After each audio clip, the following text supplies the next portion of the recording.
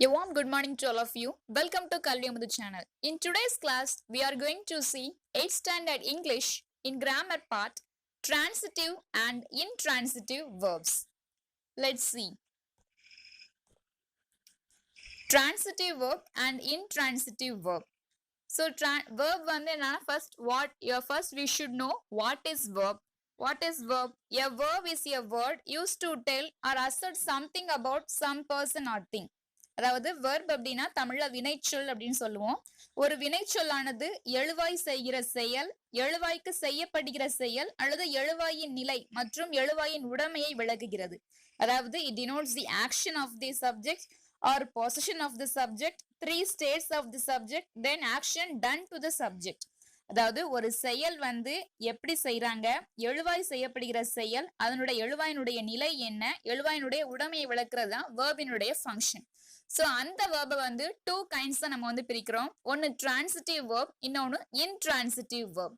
The first one is transitive verb. What is transitive verb? Transitive verbs are verbs that express action with an object.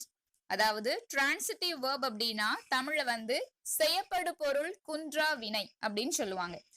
Transitive verbs இருக்கக்கூடிய verbs வந்து அந்த ஆக்ஷனை வந்து express பண்ணும் with an object, அதாவது செய்யப்படு பொருளோட join பண்ணி தான் அந்த ஆக்ஷனை வந்து எக்ஸ்பிரஸ் பண்ணும். இந்த வேர்ப் வந்து தனியா அதனுடைய ஃபுல் மீனிங்கே என்னால கொடுக்காது. Then this verbs give the complete meaning only the object comes in a sentence. ஒரு வாக்கியத்துல ஆப்ஜெக்ட் அதாவது செய்யப்படு பொருள் வந்தா மட்டும்தான் அந்த வேர்பினுடைய அதாவது வினைச்சொல்லினுடைய பொருள் வந்து முழுமையடையும். அந்த வேர்பை தான் நம்ம வந்து டிரான்சிட்டிவ் வேர்ப் அப்படின்னு சொல்றோம்.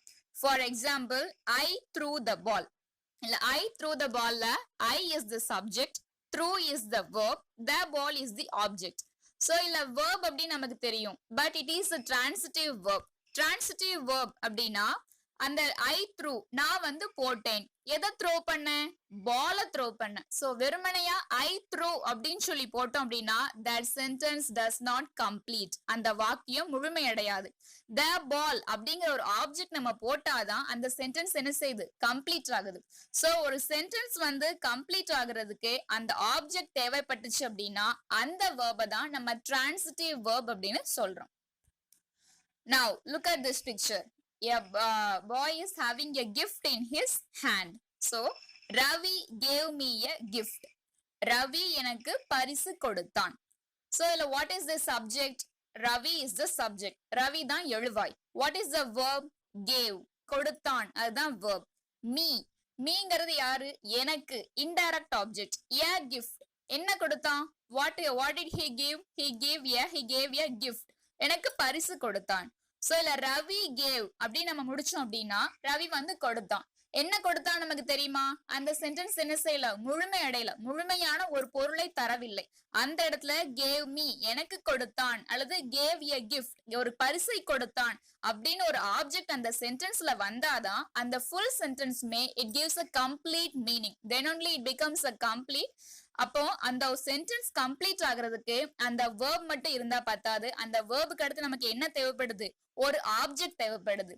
So if a sentence needs an object, then only the verb meaning complete means that verb is called as a transitive verb. ஒரு வாக்கியத்துல ஆப்ஜெக்ட் வந்தா மட்டும்தான் அந்த வேர்பின் அதாவது வினைச்சொல்லினுடைய பொருள் முழுமையடையுமானால் அந்த வினைச்சொல்ல தான் நம்ம டிரான்சிட்டிவ் வேர்ப்னு சொல்றோம், அதாவது செய்யப்படு பொருள் குன்றா வினை அப்படின்னு சொல்றோம். Now look at the second picture. He is cutting the tree. So he cuts the tree. What is the subject here? எழுவாய் என்னது, he. What is the verb? Cuts. The tree. எதை வெட்டுதான், மரத்தை வெட்டுகிறான், அவன் மரத்தை வெட்டுகிறான். இப்ப அவன் வெட்டுகிறான் அப்படின்னு சொன்னா நமக்கு அந்த சென்டென்ஸ் வந்து அந்த வாக்கியம் வந்து முழுமையடையுமா, அடையாது. அவன் எதை வெட்டுகிறான், அவன் மரத்தை வெட்டுகிறான் அப்படின்னு அந்த ஆப்ஜெக்ட் வந்தா மட்டும்தான் நமக்கு அந்த சென்டென்ஸ் என்ன செய்யுது, கம்ப்ளீட் ஆகுது. So here cut is the transitive verb. Next we are going to see intransitive verb. What is intransitive verb? Intransitive verbs are verbs that express an action without an object. So intransitive verb அப்படின்னா தமிழ்ல வந்து செய்யப்படு பொருள் குன்றிய வினை அப்படின்னு சொல்லுவாங்க. இந்த வேர்புக்கு வந்து என்னன்னா இதுவும் அந்த ஆக்ஷன் அதாவது செயலை வந்து என்னன்னா எக்ஸ்பிரஸ் பண்ணும், பட் வித்தவுட் அன் ஆப்ஜெக்ட். இந்த verb இந்த வினைச்சொல்லுக்கு நமக்கு என்ன தேவை கிடையாது, ஆப்ஜெக்ட் தேவைப்படாது, அதாவது செயற்படு பொருள் தேவை கிடையாது. ஃபார் எக்ஸாம்பிள், he comes, அவன் வந்தான், அவன் வருகிறான், he comes, அவ்வளவுதான், அவன் வருகிறான். அவன் எங்க வருகிறான், ஏன் வருகிறான் நமக்கு தேவையில்ல, அவசியமே கிடையாது. அப்ப comes அப்படிங்கிறது என்ன செய்யுது, அந்த சென்டென்ஸ்க்கு வந்து முழுமையான ஒரு மீனிங்க கொடுத்துருது. It gives a complete meaning. So this verb is called as an intransitive verb. இந்த வேர்புக்கு ஒரு ஆப்ஜெக்ட் தேவையில்லை, ஏன்னா இந்த வேர்பை என்ன செஞ்சிருது, அந்த சென்டென்ஸ்க்கான ஃபுல் மீனிங்கையும் கொடுத்தது. It gives a complete meaning and makes a complete sense. So this verb is called as an intransitive verb.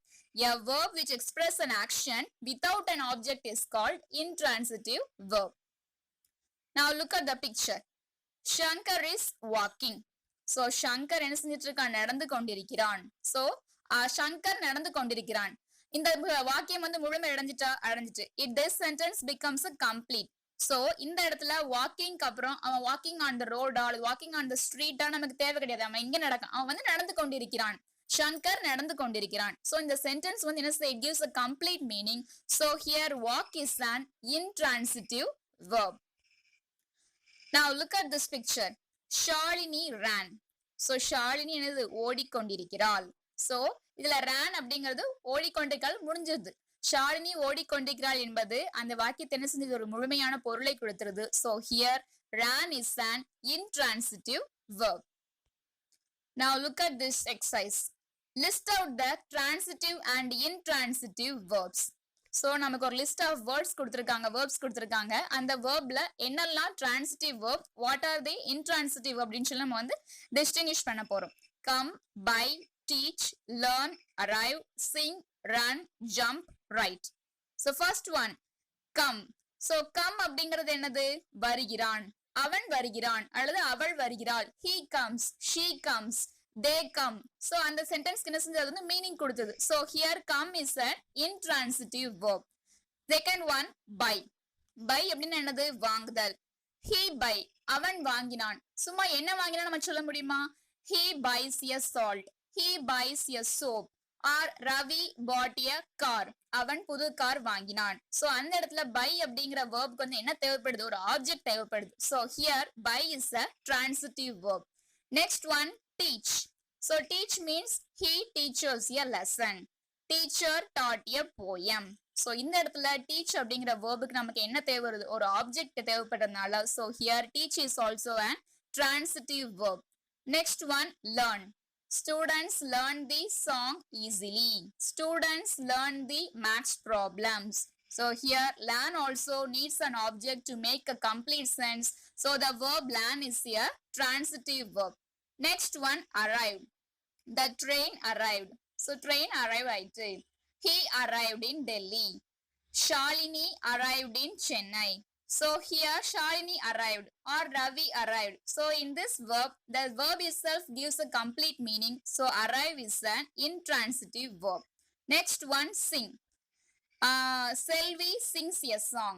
So Selvi sings a song. So it needs an object. So sing is a transitive verb. Next one, run. He run or they run. So it need not have an object. So run is an intransitive verb. Next one, jump. So jump. The children jumped. They jumped. So here jump is also gives a complete meaning. So jump is an intransitive verb. Next one, write. He writes a letter. They wrote a letter. Shankar is writing a poem. So in this verb needs an object to complete meaning. So write is a transitive verb. So in today's class, we have discussed what is verb and what are the two types of verb. The one is transitive verb and then second one is intransitive verb. So transitive verb means transitive verb which express action with an object, but intransitive verb expresses action without an object. So this is the difference between transitive and intransitive verb. I hope you all understand what is transitive and what is intransitive verb. Do you know which is a self-moving muscle without the support of bones? Tongue. Okay friends, thank you.